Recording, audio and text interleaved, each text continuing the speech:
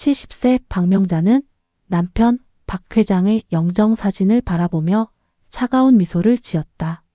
3년 전 갑작스러운 심장마비로 세상을 떠난 남편. 하지만 명자만이 알고 있는 진실이 있었다. 여보, 당신이 숨겨둔 그 비밀 계좌까지 찾았어. 총 500억. 이제 진짜 게임을 시작할 때야. 명자의 손에는 스위스 은행 통장이 들려 있었다. 남편도 몰랐던 자신만의 비밀 자산이었다. 창밖으로 보이는 한강이 어둠 속에서 검게 흘러갔다. 마치 앞으로 벌어질 일들을 암시하듯. 마이너스. 2024년 5월 8일 어버이날. 명자는 아침 6시부터 일어나 아들 준혁과 며느리 수진을 위해 정성스럽게 음식을 준비했다. 갈비찜, 잡채, 동태찌개. 수진이 좋아한다고 했던 음식들이었다. 하지만 며느리 수진이 건넨 봉투를 받는 순간 명자의 세계는 무너져 내렸다. 봉투 안에 내용물 10만 원. 고맙다, 수진아. 늘 이렇게 챙겨줘서. 입으로는 그렇게 말했지만 명자의 마음속에서는 뭔가 차갑게 식어가고 있었다. 특히 수진이 급한 일이 있다며 서둘러 떠나는 모습을 보며 의심이 싹 텄다. 그날 오후 운명적인 전화가 걸려왔다. 명자 언니, 큰일 났어. 동네 친구 영순이의 목소리는 흥분에 떨고 있었다. 언니 며느리 말이야. 오늘 친정 부모님께 에르메스 버킨백 선물했다던데? 그것도 5천만 원짜리? 전화기를 든 명자의 손이 부들부들 떨렸다. 10만 원과 5천만 원. 500배의 차이. 그리고 말이야. 작년에도 친정 어머니 생신에 해외여행 보내드리고 매달 200만 원씩 용돈도 준다던데? 명자는 전화를 끊고 소파에 주저앉았다. 그리고 조용히 중얼거렸다. 인연이 나를 완전히 개무시하고 있었구나. 다음날 명자는 강남의 한 사설탐정 사무소를 찾았다. 부인, 정확히 어떤 조사를 원하시는 건가요? 40대 중반의 탐정 김 대표가 물었다. 제 며느리의 모든 것을 알고 싶어요. 친정에 얼마나 돈을 쓰는지, 저희한테는 어떻게 하는지. 일주일 후 받은 조사 보고서는 명자의 상상을 훨씬 뛰어넘었다. 수진의 친정 대접 리스트. 마이너스 매월 전기용돈 200만 원 연 2,400만 원. 마이너스 명절 선물 평균 300만 원 상당 명품. 마이너스 부모님 생신 5성급 호텔 디너 명품 선물 건당 500만 원 이상. 마이너스 해외여행 연 2회 총 2천만 원 상당. 마이너스 기념일 고급 레스토랑 식사 명품 액세서리. 마이너스 연간 총액 약 8천만 원. 해시태그 수진의 시댁 대접 리스트. 마이너스 매월 전기용돈 0원. 마이너스 명절 선물 마트 떡 1상자 2만 원. 마이너스 시어머니 생신 문자 메시지 생일 축하드려요. 마이너스 기념일 없음. 마이너스 외식 3년간 단 한 번도 없음. 마이너스 연간 총액 약 6만 원. 명자는 보고서를 보며 이를 갈았다. 130배 차이. 인연이 진짜 나를 호구로 본 거구나. 하지만 이건 시작에 불과했다. 탐정이 추가로 건넨 서류에는 더 충격적인 내용이 담겨 있었다. 부인, 따님 며느리가 친구들한테 하는 말을 녹음했습니다. 녹음 파일을 재생하자 수진의 목소리가 들려왔다. 시어머니, 완전 촌스러워. 맨날 집에서 드라마나 보고 돈도 별로 없으면서 간섭은 많이 하려고 해. 우리 엄마랑은 완전 달라. 우리 엄마는 센스도 있고 교양도 있고 그냥 적당히 명절 때만 떡 하나 사들고 가면 되는 줄 알았는데 요즘은 그것도 귀찮아. 빨리 요양원이나 들어가셨으면 좋겠어. 명자의 눈에서 분노의 눈물이 흘러내렸다. 요양원이라고? 감히 나한테? 마이너스. 그날 밤 명자는 남편의 서재에 들어가 금고를 열었다. 그 안에는 남편도 몰랐던 그녀만의 비밀이 숨겨져 있었다. 대한민국 굴지의 건설회사 건설 대주주 지분 증서. 국내 최대 유통업체 마트 지분 증서. 부동산 포트폴리오 강남 일대 건물 20여 채. 해외 부동산 뉴욕, 맨해튼, 런던 시티 프리미엄 빌딩. 스위스 은행 계좌 500억 원. 총 자산 2조 원. 명자는 젊은 시절 한국 최초의 여성 투자 전문가로 활동하며 비밀리에 모은 재산이었다. 결혼 후에는 남편 뒤에서 조용히 살았지만 그녀의 투자 실력은 세계적 수준이었다. 그래, 나 박명자가 누군지 보여줄 때가 됐어. 명자는 휴대폰을 들고 한 통의 전화를 걸었다. 여보세요, 김비서? 나 박명자야. 내일부터 모든 투자 활동을 재개할 거야. 그리고 특별한 프로젝트를 시작할 거니까 준비해. 수진의 생일이 다가왔다. 평소라면 명자는 백화점에 가서 명품 스카프나 화장품 세트를 정성스럽게 골랐을 것이다. 하지만 이번에는 달랐다. 명자는 일부러 구겨진 5만 원권 한 장을 오래된 봉투에 넣었다. 봉투에는 볼펜으로 대충 수진이에게라고 적혀 있었다. 생일 당일 수진의 집에 도착한 명자는 화려하게 꾸며진 파티를 보았다. 친정 가족들이 모두 참석해 있었고 테이블에는 고급 케이크와 선물들이 가득했다. 어머님, 오셨네요. 수진이 환하게 웃으며 인사했다. 응, 생일 축하한다. 명자가 봉투를 내미자 수진은 기대에 찬 표정으로 받았다. 하지만 봉투를 열어본 순간 그녀의 표정이 경직되었다. 구겨진 5만 원권 일자. 어머님 이게? 돈이야. 생일 선물. 하지만 왜? 부족해? 그럼 친정어머니께 더 달라고 해. 순간 파티 분위기가 싸늘해졌다. 친정 식구들이 수근거리는 소리가 들렸다. 어머, 고작 5만 원? 우리가 준 목걸이가 500만 원인데? 역시 시댁은 다르네. 수진의 얼굴이 붉어졌다. 하지만 명자는 태연하게 케이크를 먹으며 말했다. 참, 수진아. 내가 친정어머니께 작년에 에르메스 가방 사드렸다며? 5천만 원짜리? 자리가 조용해졌다. 그건 대단하더라. 나도 그런 효녀 며느리를 두었으니 참 자랑스러워. 명자의 목소리에는 차가운 아이러니가 깔려 있었다. 한 달 후 명자의 친딸 미영의 생일이었다. 미영은 평범한 회사원으로 살고 있었고 엄마에게 부담을 주지 않으려 항상 조심스러워했다. 엄마, 별거 안 해도 돼요. 그냥 같이 밥만 먹어요. 하지만 명자에게는 계획이 있었다. 생일 당일 명자는 미영을 압구정동의 한 고급 부동산 사무소로 데려갔다. 엄마, 여기가 어디예요? 들어가 보자. 사무소 안에는 부동산 중개사와 변호사가 기다리고 있었다. 박명자 여사님, 준비 완료되었습니다. 변호사가 서류를 내밀었다. 이건 압구정 현대아파트 84평형 전용 면적 소유권 이전 등기 서류입니다. 현재 시가 약 25억 원으로 평가됩니다. 미영이 기절할 뻔했다. 엄마, 이게 뭐예요? 25억 원이라고요? 내 생일 선물이야. 이제 내 이름으로 등기됐어.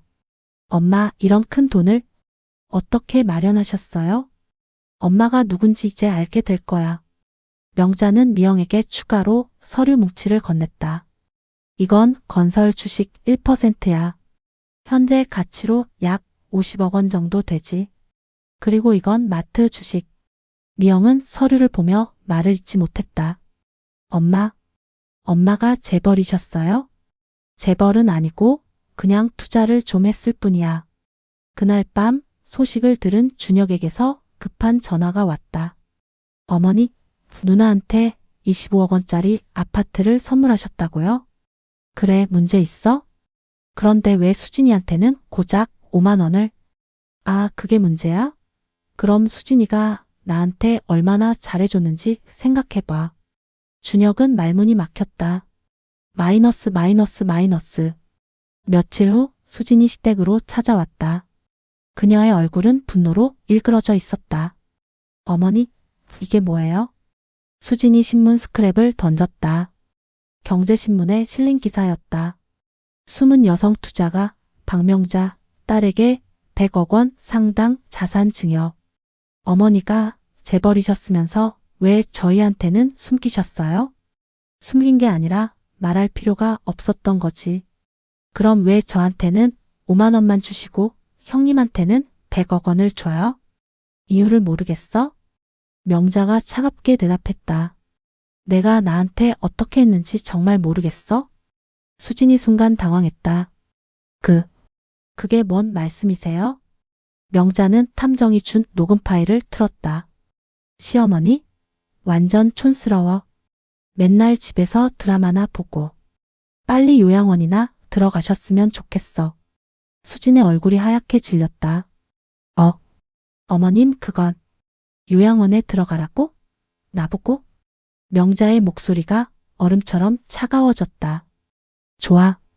그럼 이제부터 진짜 게임을 시작해보자. 마이너스. 다음 날부터 수진의 삶이 급변하기 시작했다. 수진이 다니는 광고회사의 건설에서 연락이 왔다. 앞으로 귀사와의 모든 계약을 해지하겠습니다. 건설은 그 광고회사의 최대 클라이언트였다. 계약 해지로 회사가 위기에 빠지자 수진은 즉시 해고되었다. 준혁이 운영하는 인테리어 업체도 타격을 받았다. 주요 고객사들이 하나둘씩 계약을 취소하기 시작했다. 알고 보니 모두 명자의 계열사들이었다. 세 번째 타격 아파트 대출. 수진 부부가 살고 있는 아파트 대출의 연대 보증인이 명자였다는 사실이 드러났다. 명자가 보증을 철회하자 은행에서 즉시 대출 회수 통보가 왔다. 네 번째 타격 아이들 학원. 수진의 두 아이가 다니는 영어 학원, 피아노 학원, 태권도장까지 모든 곳에서 갑자기 정원이 찼다며 퇴원 통보를 받았다. 수진은 미칠 것 같았다. 어머님, 이렇게까지 하실 거예요? 뭘 어떻게 한다고? 나는 그냥 내 사업을 정리하고 있을 뿐이야. 제가 잘못했어요. 용서해 주세요. 용서? 내가 왜 용서해 줘야 해? 내가 나를 요양원에 보내려고 했잖아? 절망에 빠진 수진은 살아남기 위해 명자의 과거를 파헤치기 시작했다. 그리고 충격적인 사실을 발견했다.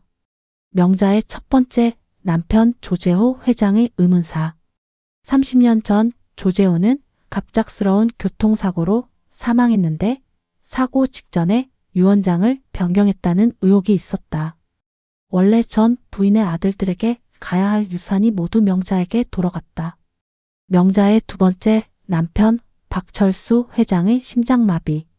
3년 전 박철수 역시 갑작스럽게 사망했는데 사망 직전 대량의 디지털 화폐를 명자 명의로 이체했다는 기록이 발견되었다. 수진은 전문 탐정을 고용해 더 깊이 파고들었다. 부인 이거 보세요. 탐정이 건넨 서류에는 놀라운 내용이 적혀 있었다. 박명자 여사의 두 남편 모두 사망 직전에 심장 관련 약물을 복용한 흔적이 있습니다. 그리고 이 약물들은 모두 명자 여사가 구입한 것으로 확인됩니다. 수진의 등에 소름이 돋았다. 설마 어머님이 두 남편을 모두. 수진이 찾아낸 조재호 회장의 첫째 아들 조승우와 둘째 아들 조승민은 현재 해외에서 사업을 하고 있었다. 그들은 아버지의 죽음 이후 한국을 떠나 살고 있었다. 수진이 연락을 취하자 그들도 이미 의심을 품고 있었다는 사실을 알게 되었다. 수진 씨, 우리도 계모의 정체를 알고 있었어요. 하지만 증거가 없어서 30년간 참고 있었던 거죠. 승우가 화상통화로 말했다. 이제 때가 됐네요. 우리 아버지의 복수를 할 때가. 승민이 차가운 미소를 지었다. 우리에게는 계모가 모르는 아버지의 비밀 계좌가 있어요. 그리고 아버지가 남긴 유언 테이프도. 일주일 후 조승우와 조승민이 한국에 도착했다. 그들은 변호사와 함께 명자의 집을 찾아갔다. 거실에는 명자, 준혁, 수진, 미영이 모두 모여 있었다. 이모 오랜만이네요. 승우가 냉소적으로 말했다. 너희들 왜 갑자기? 명자의 얼굴이 굳어졌다. 30년 전 아버지의 죽음에 대해 이야기하러 왔어요. 승민이 오래된 테이프 레코더를 꺼냈다. 이건 아버지가 사고 당일에 녹음한 유언입니다. 테이프가 재생되었다. 만약 내가 죽으면 내 재산은 모두 승우와 승민에게 돌아가야 한다. 명자에게 준 유언장은 강제로 쓰게 한 것이다. 명자가 나를 독살하려 한다. 심장약이라고 준 것이 사실은. 아, 누군가 오는구나. 이 테이프를 숨겨야. 테이프가 끊겼다. 명자의 얼굴이 창백해졌다. 이건 조작된 거야. 조작이라고요? 그럼 이것도 조작인가요? 승우가 또 다른 서류를 꺼냈다. 아버지의 부검 기록입니다. 당시에는 교통사고로 처리됐지만 혈액에서 검출된 성분을 다시 분석한 결과 변호사가 읽어 내려갔다. 디지톡신 과다, 복용으로 인한 심장마비. 교통사고는 의식을 잃은 후 발생한 2차 사고로 판단됨. 이어서 승민이 또 다른 폭탄을 터뜨렸다. 그리고 두 번째 남편 박철수 회장의 경우도 마찬가지입니다. 뭐라고? 준혁이 경악했다. 박철수는 그의 친아버지였다. 어머니, 설마 우리 아버지도? 박철수 회장이 사망하기 전 마지막 통화 녹음입니다. 휴대폰에서 박철수의 목소리가 흘러나왔다. 승우야, 나 위험한 것 같다. 명자가 이상해. 계속 약을 권해. 의사도 모르는 약을. 만약 내가 죽으면 명자를 조심해라. 준혁이 주저앉았다. 어머니, 이게 사실이에요? 명자는 이제 완전히 궁지에 몰렸다. 다 거짓말이야. 증거가 어디 있어? 증거요? 수진이 나섰다. 어머님 방에서 찾은 이것도 거짓말인가요? 수진이 꺼낸 것은 의료용 디지톡신 병이었다. 그리고 이 약국 처방전들도요. 수십 장의 처방전이 쏟아졌다. 모두 명자의 이름으로 발급된 심장약 처방전들이었다. 마이너스. 하지만 명자도 만만하지 않았다. 그녀는 갑자기 웃기 시작했다. 하하. 좋아.